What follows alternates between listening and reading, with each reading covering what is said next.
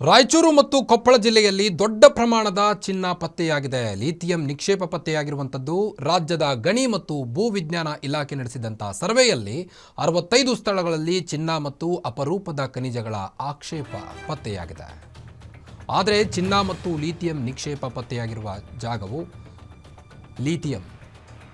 ಚಿನ್ನ ಮತ್ತು ಲಿಥಿಯಂ ನಿಕ್ಷೇಪ ಪತ್ತೆಯಾಗಿರುವಂಥ ಜಾಗವು ಸಂಪೂರ್ಣವಾಗಿ ಮೀಸಲು ಅರಣ್ಯ ಪ್ರದೇಶದಾಗಿದೆ. ಇದೇ ಈಗ ಗಣಿಗಾರಿಕೆಗಾಗಿ ದೊಡ್ಡ ಸವಾಲಾಗಿದೆ.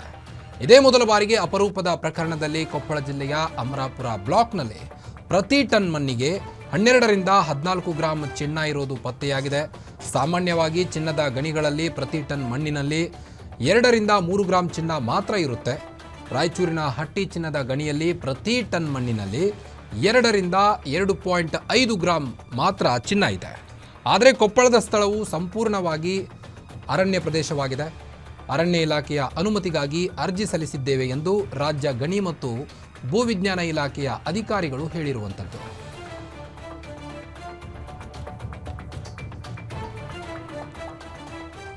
ಇನ್ನು ಕೊಪ್ಪಳ ಜಿಲ್ಲೆಯಲ್ಲಿ ದೊಡ್ಡ ಪ್ರಮಾಣದ ಚಿನ್ನ ಮತ್ತು ಲಿಥಿಯಂ ನಿಕ್ಷೇಪ ಪತ್ತೆಯಾಗಿರುವಂಥದ್ದು.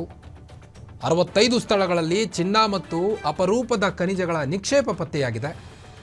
ಗಣಿ ಮತ್ತು ಭೂವಿಜ್ಞಾನ ಇಲಾಖೆ ನಡೆಸಿದಂಥ ಸರ್ವೆ ಮೀಸಲು ಅರಣ್ಯ ಪ್ರದೇಶದಲ್ಲಿರುವಂಥ ಚಿನ್ನ ಲಿಥಿಯಂ ನಿಕ್ಷೇಪ ಪತ್ತೆಯಾಗಿದೆ. ಈ ವೇಳೆ ಅರಣ್ಯ ಪ್ರದೇಶವಾಗಿರುವುದರಿಂದ ಗಣಿಗಾರಿಕೆ ದೊಡ್ಡ ಸವಾಲಾಗಿದೆ. ಈಗ ಸಾಕಷ್ಟು ಕಾಡು ನಾಶ ಆಗುತ್ತೆ ಗಣಿಗಾರಿಕೆ ನಡೆಸಿದರೆ. ಹೀಗಾಗಿ ಅರಣ್ಯ ಪ್ರದೇಶವಾಗಿರುವುದರಿಂದ ಆ ಗಣಿಗಾರಿಕೆ ಮಾಡೋದು ದೊಡ್ಡ ಸವಾಲಾಗಿದೆ. ಈಗ ಅಮರಾಪುರ ಬ್ಲಾಕ್ನಲ್ಲಿ ಪ್ರತಿ ಟನ್ ಮಣ್ಣಿಗೆ 12 ರಿಂದ 14 ಗ್ರಾಂ ಚಿನ್ನ ಇರುವುದು ಪತ್ತೆಯಾಗಿರುವಂಥದ್ದು. ಅರಣ್ಯ ಇಲಾಖೆ ಅನುಮತಿಗೆ ಗಣಿ ಮತ್ತು ಭೂವಿಜ್ಞಾನ ಇಲಾಖೆಯಿಂದ ಅರ್ಜಿ ಕೂಡ ಸಲ್ಲಿಸಲಾಗಿದೆ.